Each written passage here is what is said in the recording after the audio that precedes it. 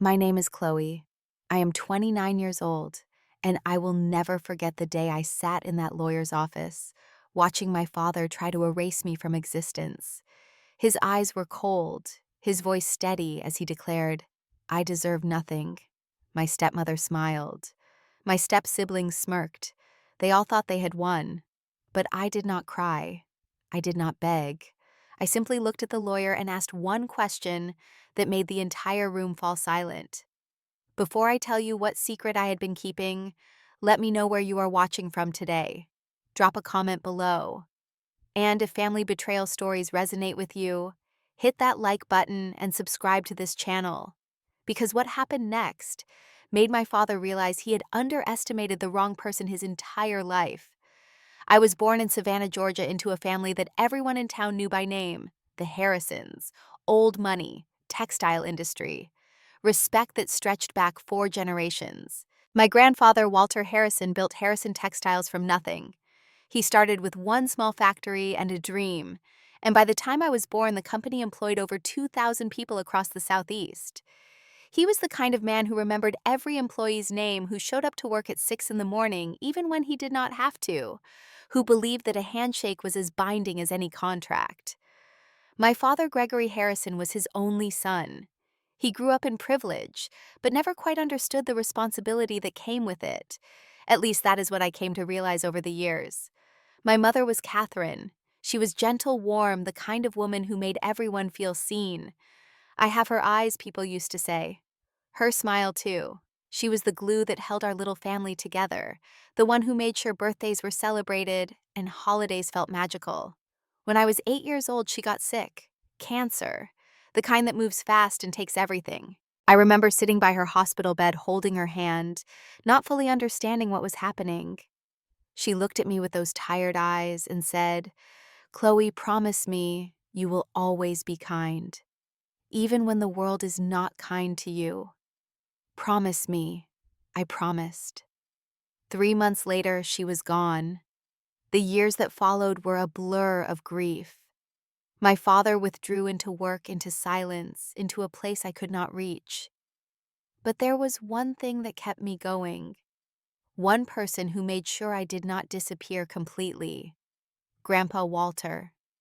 He would pick me up from school when my father forgot. He would sit with me at dinner when our house felt too empty. He would tell me stories about Grandma Eleanor, who had passed before I was born, and how much I reminded him of her. "You have her spirit," he would say. "Strong and quiet. Never forget that, Chloe." 2 years after my mother died, my father came home one evening with news. He was getting remarried. Her name was Diana. I remember meeting her for the first time. She was beautiful in a polished way, with blonde hair that never seemed out of place, and a smile that showed too many teeth. She had 2 children from her previous marriage: Tristan, who was 1 year older than me, and Meredith, who was my age. At first, Diana seemed nice enough. She would ask me about school, buy me small gifts, tell me she wanted us to be one big happy family. But the moment the wedding was over, everything changed. It started small. Tristan and Meredith got the bigger bedrooms, while I was moved to the small room at the end of the hallway. Diana redecorated the house and removed all of my mother's photos, saying they made the space feel cluttered. My father did not object. Then came the comparisons. At dinner, Diana would praise Tristan for his grades, his sports achievements, his charm. Meredith was showered with compliments about her beauty, her popularity, her bright future. When I brought home my report card with straight A's, Diana would glance at it and say, "That is nice, Chloe." And then she would immediately turn the conversation back to her own children. My father followed her lead. He stopped asking about my day. He stopped coming to my school events. He stopped looking at me the way he used to, like I was his whole world. I became invisible in my own home. I remember my 16th birthday with painful clarity. I woke up expecting something, anything: a card, a cake, a simple happy birthday from my father. Instead, the house was empty. My father had taken Diana, Tristan, and Meredith to the Bahamas for spring break. They had left the day before. No one mentioned my birthday. No one remembered. I sat alone in my room, staring at the ceiling, wondering what I had done wrong, wondering why being related by blood was not enough to make my father love me. Then the doorbell rang. I opened it to find Grandpa Walter standing there with a homemade chocolate cake and a wrapped present in his hands. "Happy birthday, sweetheart," he said with that warm smile of his. "You did not think I would forget, did you?" He had driven 4 hours from his house outside Savannah just to celebrate with me. He stayed the entire weekend. We watched old movies, cooked dinner together, and talked for hours about everything and nothing. That weekend, Grandpa told me something I have never forgotten. "Chloe, your father has lost his way since your mother passed. I have tried to guide him back, but some people choose their own path even when it leads them astray. But you, my dear, you have the Harrison spirit. You have your grandmother's strength. Never let anyone make you feel like you do not belong, because you do. You always will." I did not fully understand what he meant at the time, but I held on to those words like a lifeline. Every summer after that, I would spend weeks at Grandpa's farm outside Savannah. Away from Diana's subtle cruelty and my father's indifference, I could finally breathe. Grandpa taught me about the textile business, about investments, about the value of hard work and integrity. He would take me to the factory and introduce me to the workers, many of whom had been there for decades. "This is Chloe," he would say proudly. "My granddaughter, the future of this family." I did not know then how literally he meant those words. He also did something else, something I only discovered later. He opened a savings account in my name and deposited money into it regularly. He taught me about compound interest, about diversification, about building wealth slowly and steadily. "One day you will understand why I am doing this," he said mysteriously. I trusted him completely, even when I did not understand. What I did not know was that Grandpa was already planning for a future where I would need protection, a future where my own father would try to take everything from me, and Grandpa was determined to make sure that would never happen. When I turned 18, I applied to colleges with the hope that a new chapter would bring new opportunities. I got accepted into the University of Georgia with a partial scholarship. I was thrilled. This was my chance to prove myself, to build something independent of the Harrison name. When I told my father, I expected at least a small show of support. Instead, he frowned. "Tristan is going to Emory next year," he said. "That is a much better school, more expensive too. We need to prioritize his education." Diana nodded beside him. "Gregory is right. We simply cannot afford to pay for both. Tristan has more potential anyway." I felt the words like a punch to the stomach. More potential. As if my straight A's, my extracurricular activities, my college acceptance meant nothing. But I did not argue. I had learned by then that arguing with my father only made things worse. Diana had a way of twisting everything I said into proof that I was ungrateful, difficult, problematic. So I did what I always did. I figured it out myself. I worked 2 part-time jobs throughout college, waitressing at a local diner, tutoring younger students in math and English. I woke up at 5 in the morning to study before my shifts and collapsed into bed at midnight after finishing my assignments. It was exhausting, but it was also empowering.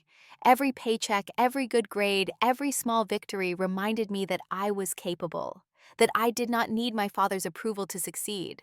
What I did not know was that Grandpa Walter had been watching all along. One day I checked my bank account and found an unexpected deposit, $10,000. No explanation. I called Grandpa immediately. "That is for your tuition," he said simply. "Do not tell your father. He does not need to know, Grandpa." "I cannot accept this," I protested. "It is too much. Chloe, listen to me." His voice was firm but gentle. "Education is the greatest investment you can make in yourself. Your father should be paying for this. But since he is not, I will. Consider it a loan if that makes you feel better. But I want you to focus on your studies, not on how many shifts you can work in a week." I cried that night, not from sadness, but from gratitude, from the overwhelming realization that someone believed in me, someone thought I was worth investing in. Grandpa paid my tuition every semester after that, secretly, our private arrangement. I graduated with honors, earning a degree in business administration. No one from my immediate family came to the ceremony. My father was on vacation with Diana. Tristan and Meredith did not even send a text. But Grandpa was there sitting in the front row clapping louder than anyone. After graduation, I returned home briefly, hoping that maybe things had changed. They had not. Tristan had been given a management position at Harrison Textiles right out of college. No interview, no qualifications, just the right last name and Diana's influence. Meredith received a luxury apartment in Atlanta as a graduation gift, fully furnished, in her name. When I asked my father about job opportunities, he shrugged. "You studied business, right? Go find something in the market.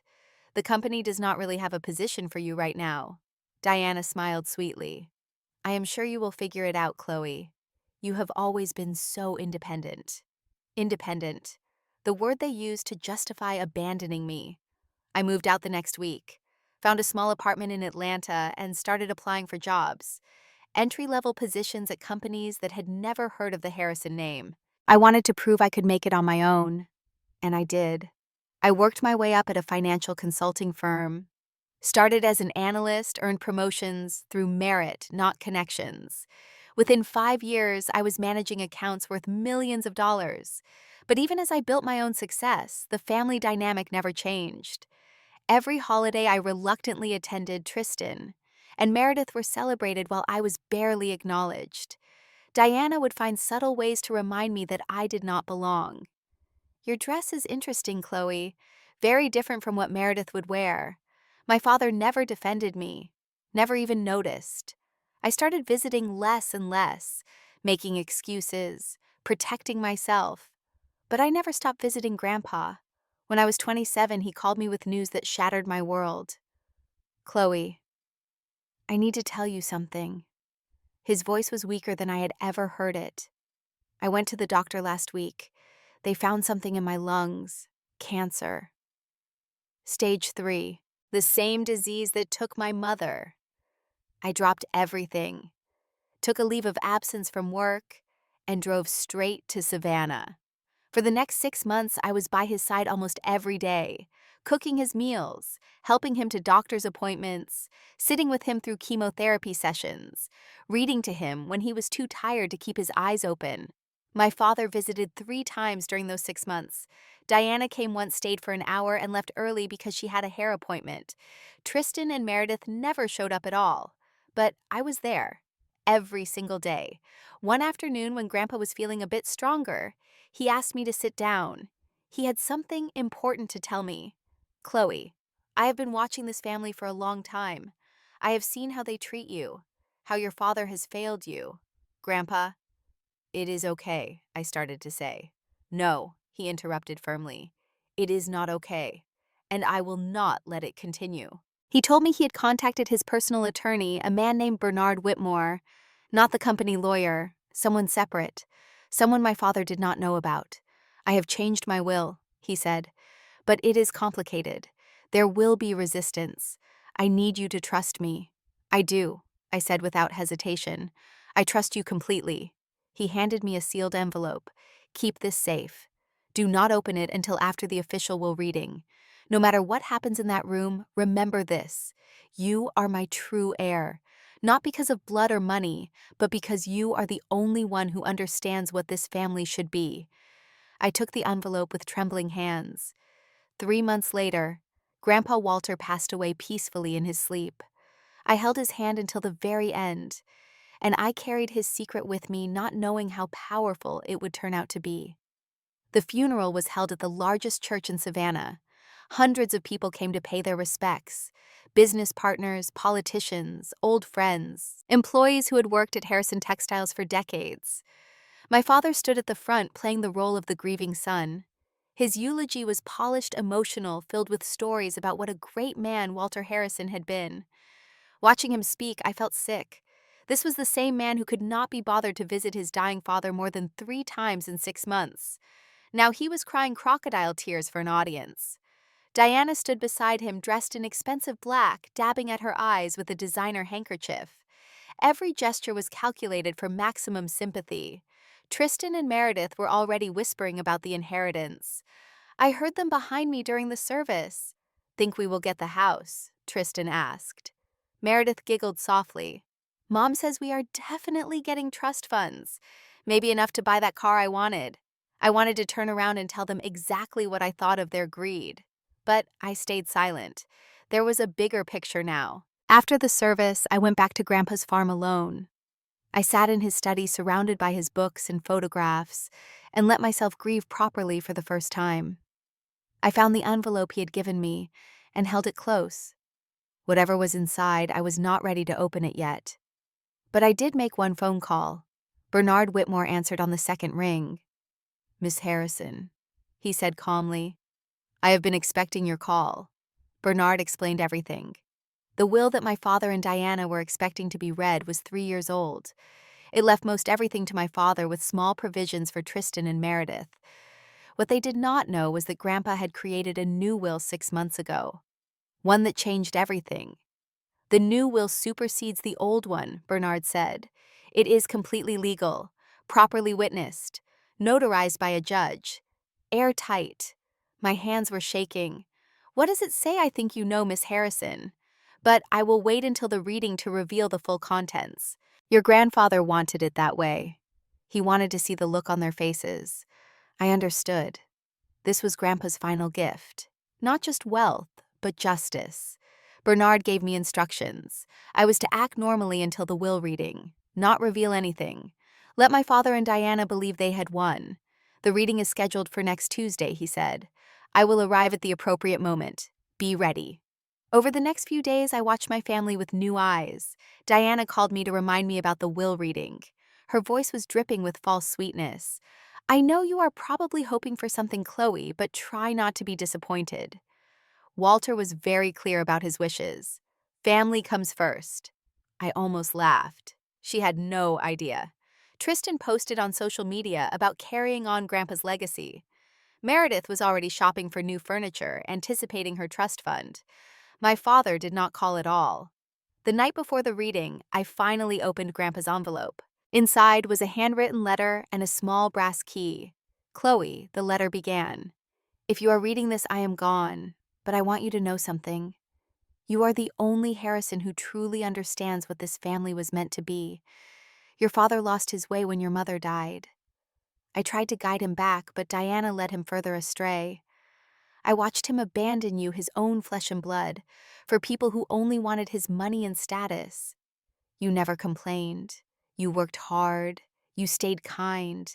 You remind me so much of your grandmother. I am leaving you everything, not as punishment to your father, but as protection for you and for our legacy. The key opens the safe in my study. Inside, you will find everything you need. Use this inheritance wisely. Build something meaningful. And never let anyone make you feel like you do not belong. I love you, my dear granddaughter. Forever. Grandpa Walter." I cried for an hour. Then I dried my tears, put on my armor of calm, and prepared for battle. My father thought he had already won. He had no idea that the real game had not even started yet. Tuesday morning arrived gray and cold, matching the mood of what was about to unfold.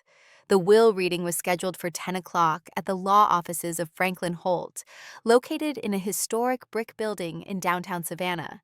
Franklin was the attorney for Harrison Textiles and had handled the company's legal matters for years.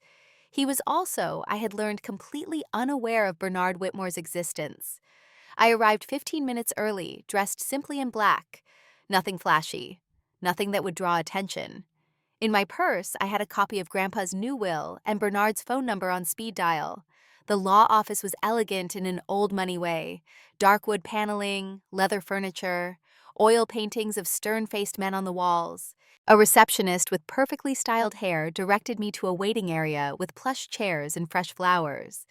I sat down and focused on keeping my breathing steady. My heart was pounding, but my face remained calm. I had learned from years of invisibility how to hide my emotions. The door opened, and my family walked in. My father entered first, wearing a dark suit that probably cost more than my monthly rent. His expression was confident, almost bored, like this whole process was just a formality. Diana followed close behind, her arm linked through his. She wore head-to-toe designer black with tasteful gold jewelry. Her makeup was perfect, her smile practiced. Tristan and Meredith trailed after them. Tristan, in a suit that was slightly too tight, trying to look important. Meredith in a black dress that was clearly chosen more for Instagram than a funeral. Diana spotted me and raised one perfectly shaped eyebrow. "Oh, you actually came?" she said, her tone implying surprise that I would bother. "Of course," I replied evenly. "Grandpa would have wanted me here." My father did not greet me. He simply nodded in my direction, the way you might acknowledge a distant acquaintance, and turned to speak with the receptionist. A few minutes later, Franklin Holt himself emerged to escort us into the conference room. The room was impressive. A long mahogany table dominated the center, surrounded by leather chairs. On one wall hung a portrait of Grandpa Walter from decades earlier, when he was young and the company was just beginning to grow. I looked at the portrait and felt his presence with me. Whatever happened today, I was not alone. Franklin directed everyone to their seats. My father took the chair closest to the head of the table, Diana beside him. Tristan and Meredith sat across from them. I was directed to the far end of the table, the furthest seat from everyone else, the position reserved for someone who did not really matter. I sat down without complaint. Franklin cleared his throat and opened a leather portfolio. "Thank you all for being here today," he began formally. "We are gathered for the reading of the last will and testament of Walter James Harrison, dated March 15th, 2022. I noted the date. That was the old will, the one Grandpa had changed. Franklin continued through the standard legal language, the preamble, the declarations, the formal statements required by law. My father looked bored. Diana examined her manicure. Tristan checked his phone under the table. Then Franklin reached the section they were all waiting for, the distribution of assets. To my son Gregory Harrison, he read, "I leave the entirety of my shares in Harrison Textiles, the family home in Savannah, and all liquid assets in my personal accounts." My father smiled. Diana squeezed his hand. Victory confirmed. "To my step-grandchildren, Tristan and Meredith, I leave a trust fund of $500,000 each to be released when they turn 35. Tristan frowned slightly. He was only 25. That was a long wait. But Meredith nodded, seemingly satisfied. Franklin paused, flipped a page, and continued. "To my granddaughter, Chloe Harrison." Everyone turned to look at me. Diana's smile was smug. My father's expression was dismissive. "I leave a trust fund of $100,000 to be released immediately upon my death." Diana let out a small laugh. "That is certainly generous," she said loudly enough for everyone to hear. My father nodded. "More than she deserves, honestly." Tristan snorted. Grandpa was always too soft on her. I said nothing. I kept my eyes on Franklin, waiting. Franklin began to close his portfolio. "That concludes the reading of—" "Wait." My father's voice cut through the room. "Before we finalize anything, I want to make something clear." He turned to face me directly. His eyes were cold, calculating. "This $100,000 is more than fair. You have never contributed to this family. You have always been an outsider. Distant, difficult." Diana jumped in eagerly. "Gregory is right. Honestly, Chloe, you should be grateful you are getting anything at all." Tristan leaned back in his chair. "Maybe she should just sign away her claim. Save everyone the trouble of dealing with her." Meredith giggled. "That would make things simpler." My father continued. "In fact, I am considering contesting even this amount. She does not deserve the Harrison name." I sat perfectly still through all of this. The words washed over me like waves against a rock. Painful, yes. But I had weathered worse storms. Franklin looked uncomfortable. This was clearly more family drama than he had anticipated. Finally, my father looked at me with contempt. "Do you have anything to say for yourself?" I raised my head slowly, met his eyes, and I smiled. "Actually, I do. But first, I have a question for the lawyer." The room went quiet. I kept my voice calm and clear as I addressed Franklin Holt. "Mr. Holt, you said this will is dated March 15th, 2022. Is that correct?" Franklin nodded, looking slightly confused. "Yes, that is correct. And this is the most recent will of my grandfather that you have on file?" "Yes," he confirmed. "This is the official document registered with my firm." I let the silence hang for a moment. "Interesting," I said, slowly. "Because I believe there has been a mistake." My father's face darkened. "What are you talking about? Stop wasting everyone's time with your dramatics." Diana waved her hand dismissively. She is just desperate. Ignore her. But I continued keeping my focus on Franklin. Mr. Holt, are you aware that my grandfather had a personal attorney? Someone separate from the company's legal team. Franklin's brow furrowed. Mr. Harrison never mentioned anyone. His name is Bernard Whitmore, I said. He has been my grandfather's personal lawyer for 40 years. As if on cue, the conference room door opened. Every head turned. An older gentleman walked in, white hair neatly combed, gray suit impeccably tailored, carrying a worn leather briefcase that looked like it had seen decades of important meetings. Bernard Whitmore. He walked with the confidence of a man who knew exactly what he was about to do. Who are you? Franklin demanded, rising from his seat. This is a private meeting. Bernard stopped at the head of the table directly across from my father. My name is Bernard Whitmore. I am the personal attorney of the late Walter Harrison, and I am here to present his true last will and testament. My father shot to his feet. This is absurd. Dad never mentioned any other lawyer. Bernard regarded him calmly. Mr. Gregory Harrison, your father specifically instructed me not to involve you in his personal legal affairs, for reasons that will become very clear shortly. Diana's voice rose. This must be a scam. How do we know any of this is legitimate? Bernard opened his briefcase and withdrew a thick folder of documents. He placed them on the table with deliberate precision. This will was created on September 3, 2024, 6 months before Mr. Harrison's death. It was properly witnessed by 2 independent parties and notarized by Judge Patricia Coleman of Chatham County. He pushed the documents toward the center of the table. This will supersedes any previous versions. I have certified copies here. The original has been filed with the court. Franklin grabbed the documents, his face pale.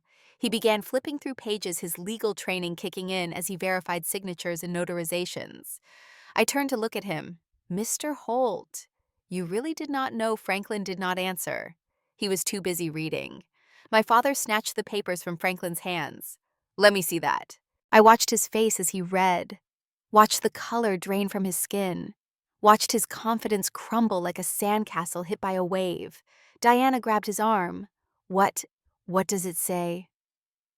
My father could not speak. Bernard took over. Allow me to summarize for everyone present.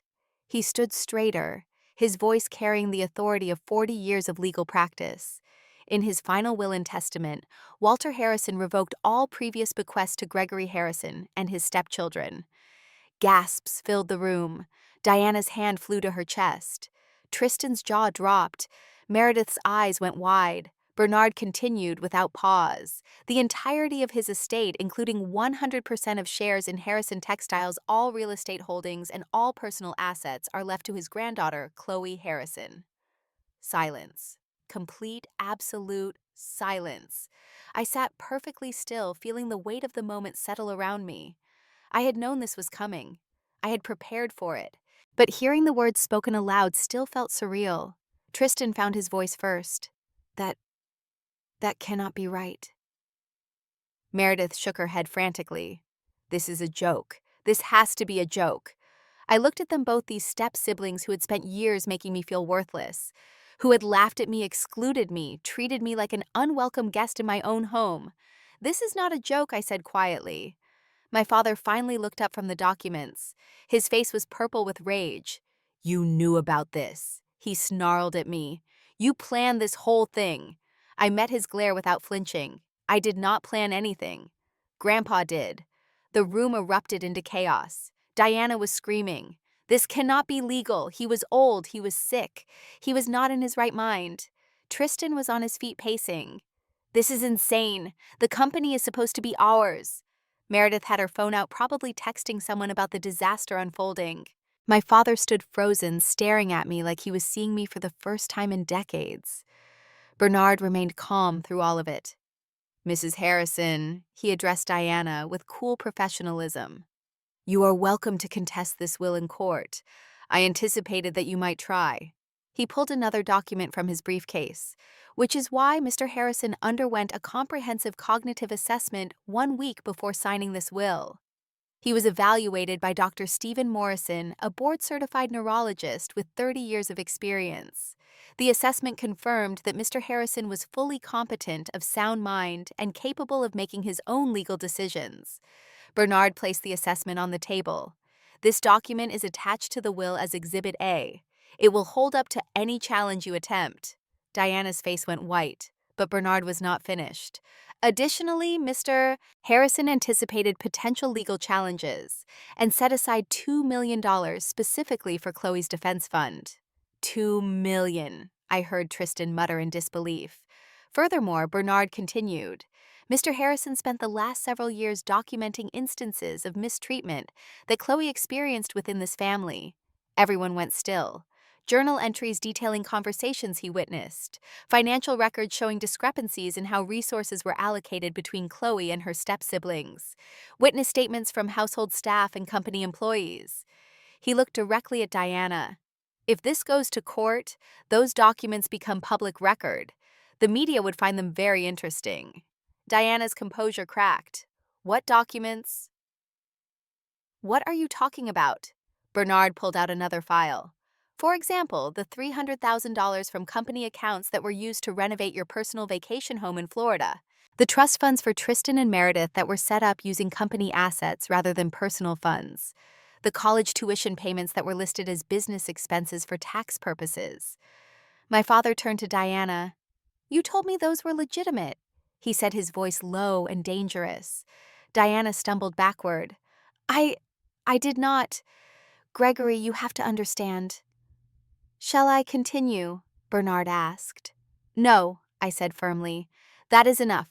Everyone turned to me. I stood up slowly and looked around the room at these people who had spent years making me feel invisible. I spoke directly to my father first. Dad, do you remember my 16th birthday? He did not answer. You were in the Bahamas with Diana and her children. You forgot completely. His jaw tightened. Grandpa drove 4 hours to bring me a cake. He stayed the whole weekend. Do you remember when I needed help paying for college? Still no answer. You said you could not afford it because Tristan was going to Emory. You chose him over me without a second thought. Grandpa paid my tuition. Every semester. In secret because he knew you would never help. Diana opened her mouth to interrupt, but I continued. Do you remember when Grandpa was dying? You visited him 3 times in 6 months. Diana visited once. Tristan and Meredith never came at all. I was there every single day. I held his hand when he was scared. I read to him when he could not sleep. I listened to his stories about Grandma Eleanor and about what this family was supposed to mean. My voice was steady, but the words carried the weight of decades. He saw me, Dad. He saw who I really was, and he saw who you had become. I pulled out Grandpa's letter and held it up. He left me this. He wanted me to share it when the time was right. I began to read aloud. My dearest Chloe, if you are reading this, I am gone. But I want you to know something. You are the only Harrison who truly understands what this family was meant to be. Your father lost his way when your mother died. I tried to guide him back, but Diana led him further astray. I watched him abandon you, his own flesh and blood, for people who only wanted his money and status. You never complained. You worked hard. You stayed kind. You remind me so much of your grandmother. I am leaving you everything, not as punishment to your father, but as protection for you and for our legacy. The Harrison name means integrity, hard work, and family. You embody all of that. Use this inheritance wisely, build something meaningful, and never let anyone make you feel like you do not belong. I love you, my dear granddaughter.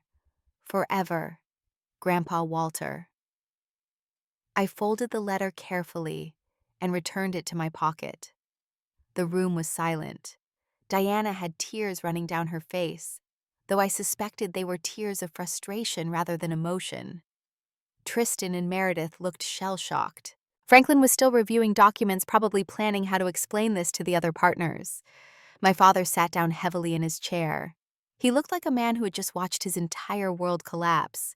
Dad, I said, and my voice softened slightly. I am not doing this to destroy you. He looked up at me. Grandpa did not want that either. He just wanted to protect what he built. I took a breath. I am not going to throw you out on the street. You can keep living in the Savannah house. I will provide a reasonable allowance. But the company, the investments, the legacy, that stays with me. Diana's head snapped up.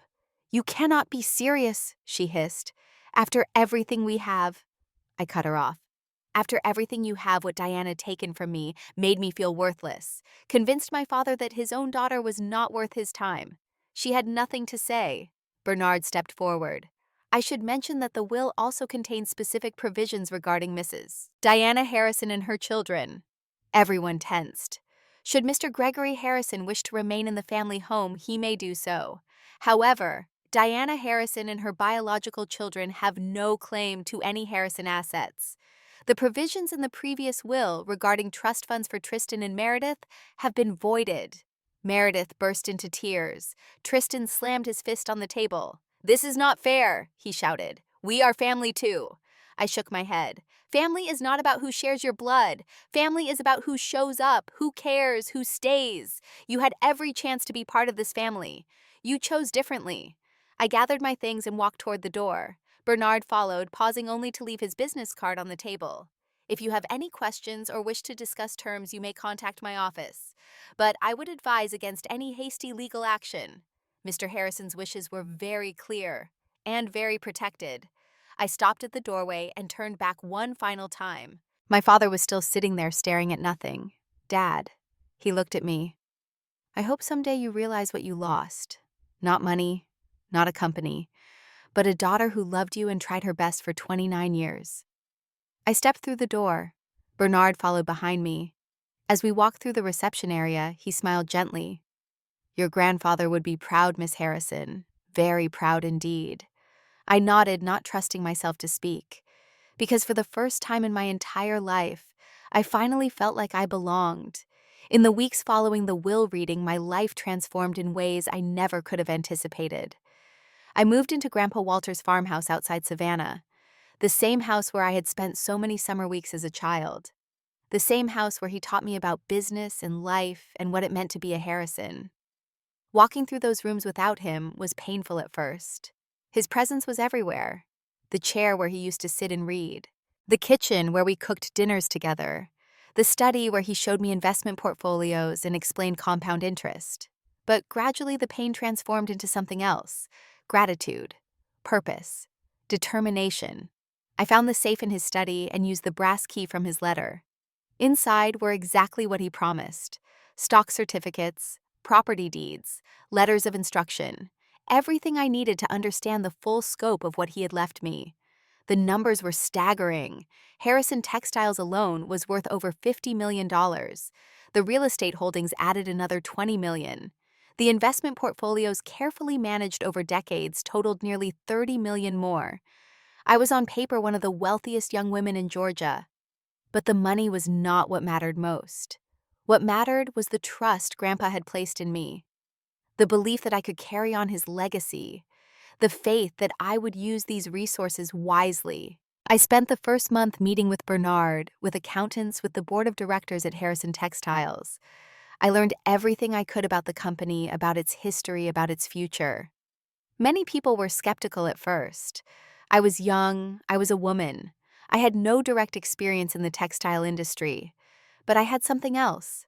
I had Grandpa's values. I had his vision.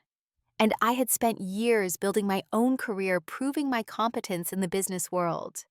I presented a 5-year plan to the board: diversification into sustainable fashion, modernization of production facilities, investment in worker training and development, a renewed focus on the quality and integrity that had made Harrison Textiles successful in the first place. The board voted unanimously to support my leadership. 6 months later, company revenue had increased by 15%. Employee satisfaction scores were the highest they had been in a decade. We had secured contracts with 3 major fashion brands committed to sustainable practices.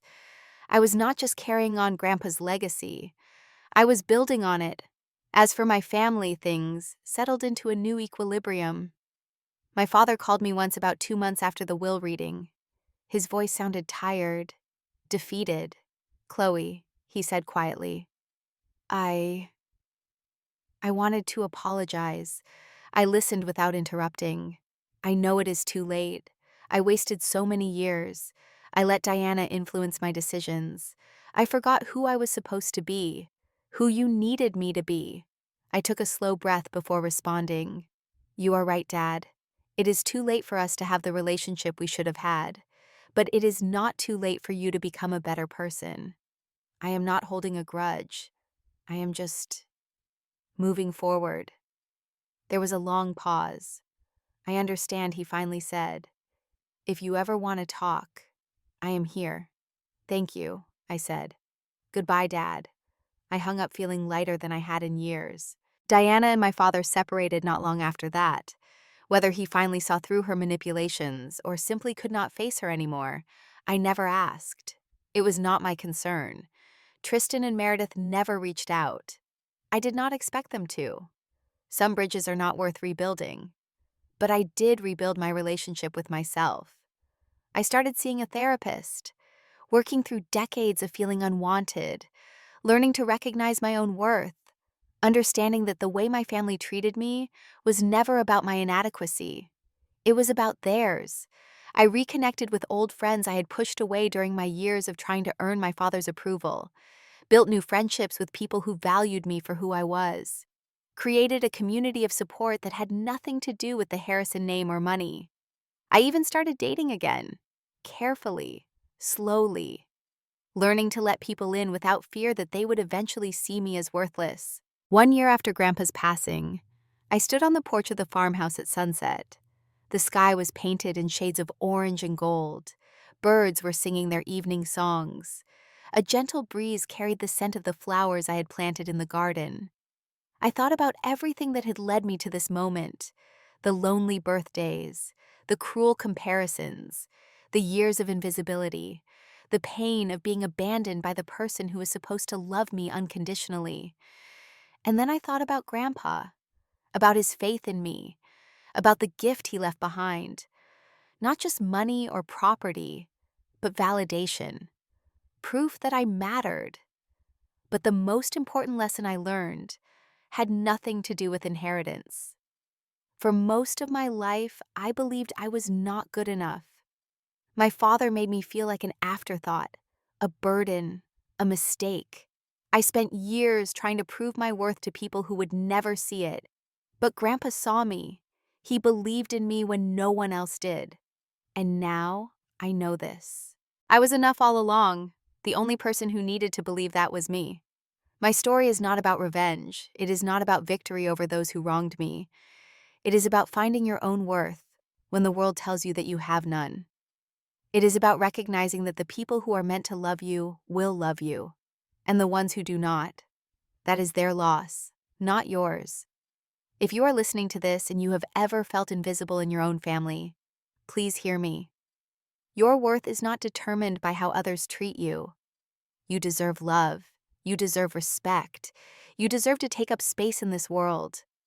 Walking away from people who do not value you is terrifying, but staying in a place where you are not seen is worse. I am 29 years old. I run a successful company. I have a home filled with memories of someone who truly loved me, and I no longer need anyone's permission to exist, because I am the true heir, not just of my grandfather's fortune, but of his kindness, his wisdom, his belief that good people deserve good things. And so do you. Now I want to hear from you.